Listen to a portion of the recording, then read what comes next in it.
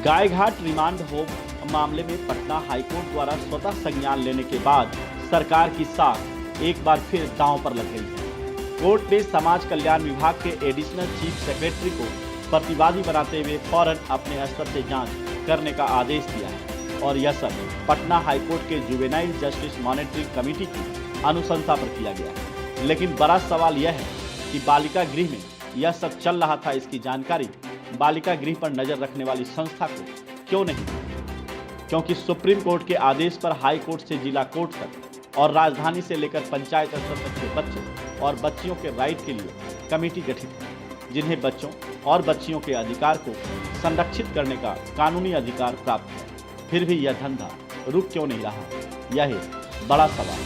Supreme court मानती है कि इस तरह के जो भी लड़के लड़कियां हैं उसके अभिभावक कोर्ट होते हैं और इसके लिए विधिवत कमेटी गठित है। हाई कोर्ट में जुवेनाइल जस्टिस मॉनिटरिंग सेल है, जिसका खुद का एक अलग से दफ्तर है। कर्मचारियों की एक बड़ी फौज है। जस्टिस आशुतोष कुमार चेयरमैन है, जस्टिस अंजनी कुमार सरन और जस्टिस नवनीत कुमार पांडे इसके सदस्य हैं। इसी तरह की कमेटी जिला स्तर पर न्यायालय में भी है। इसके लिए डीएम की अध्यक्षता में हर जिले में बाल संरक्षण समिति जुवेनाइल जस्टिस बोर्ड गठित है, जिसके अधीन बाल गृह और बालिका गृह काम करता है। और इतना ही नहीं, जिले के सीनियर पदाधिकारी इस सारे कमेटी के नोडल पदाधिकारी होते हैं, जिन्हें चाइल्ड प्रोटेक्शन ऑफिसर कहा जाता है, जिनकी जिम्मेवारी है रिमांड होम में रह रहे बच्चे और बच्चियों को किसी भी तरह का शारीरिक और मानसिक कष्ट न हो, इस पर चौकसी बरतना।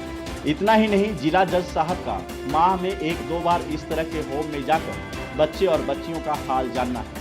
इसके अलावा भारत सरकार की ओर से एक हेल्पलाइन नंबर 1098 भी जारी है, जिस पर किसी भी बच्चे या बच्चों के साथ शारीरिक या मानसिक प्रताड़ना होता है तो वे तुरंत इस नंबर पर कॉल कर सकता है और इस कॉल पर त्वरित कार्रवाई हो सके, इसके लिए देश के हर जिले में 2 से 3 चाइल्ड लाइन काम कर रहा है, जिसके पास उस बच्चे के कॉल के संबंध में जानकारी दी जाती है और उस पर त्वरित कार्रवाई में कोई परेशानी न हो, इसके लिए जिले का पुलिस कप्तान जवाबदेह होता है। इतना ही नहीं, बच्चे और बच्चियों के संरक्षण के लिए पंचायत के वार्ड में वार्ड आयुक्त बाल संरक्षण कमेटी का अध्यक्ष होता है। पंचायत में मुखिया अध्यक्ष होते हैं, प्रखंड में प्रमुख अध्यक्ष होते हैं, सीडीपीओ और आंगनबाड़ी सेविका नोडल पदाधिकारी होती है। इस स्तर तक कमेटी गठित है। यही नहीं, लोकतंत्र के सभी स्तंभ विधायिका, कार्यपालिका और न्यायपालिका सभी सीधे तौर पर जिम्मेवार हैं, फिर भी लड़कियों और लड़कों का ट्रैफिकिंग जारी है। इसकी वजह है सरकार इसको लेकर आज भी गंभीर नहीं है।